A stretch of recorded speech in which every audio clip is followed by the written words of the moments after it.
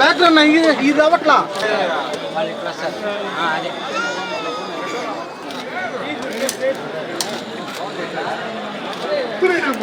Bro bro కూర్చో లేయండి bro తలకాయ పడుతుంది ఫ్రేమ్ అంతా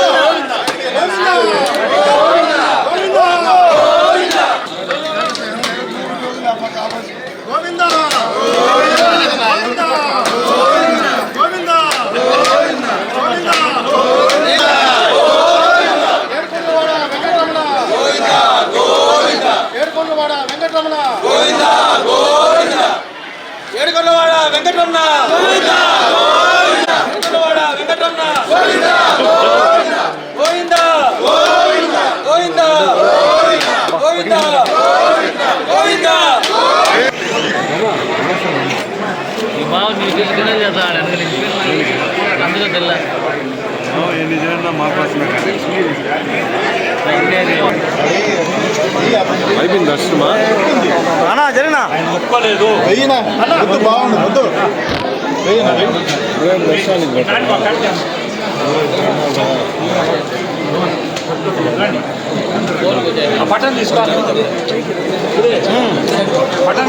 కలియుగ ప్రత్యక్ష దైవం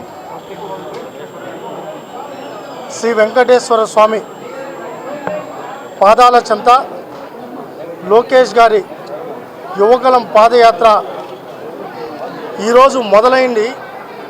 ఆయన ఆశీస్సులు వెంకటేశ్వర స్వామి ఆశీర్వాదం తీసుకొని కుప్పంలో ఇదే సమయానికి 11:40-50 మధ్యలో మొదటి అడుగు వేయడం జరిగింది.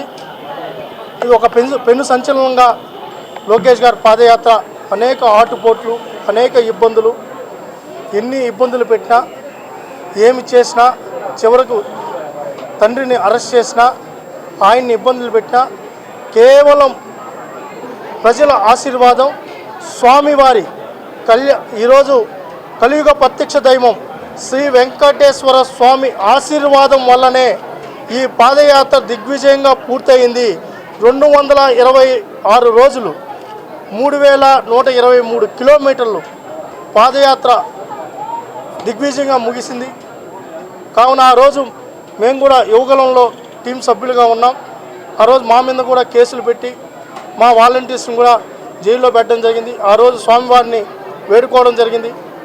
స్వామి యువగలం పాదయాత్ర ముగిసిన తర్వాత మళ్ళీ వచ్చి టెంకాయ కొట్టుకుంటానని చెప్పి ఆ రోజు యువగలం వాలంటీర్ల కోఆర్డినేటర్గా స్వామివారిని మదిలో తలుచుకోవడం జరిగింది. స్వామివారి ఆశీర్వాదంతోనే లోకేష్ గారి పాదయాత్ర ముగిసింది. ఈరోజు పాదయాత్రతోనే కూటమి అధికారంలోకి వచ్చింది. కాబట్టి ఇక్కడ కొండ మీద మళ్ళీ స్వామివారిని దండం పెట్టుకొని ఈ రాష్ట్రం సుభిక్షంగా ఉంది. చంద్రబాబు నాయుడు గారి పాలనలో, కూటమి పాలనలో ఈ రాష్ట్రం అభివృద్ధి వైపు నడుస్తుంది.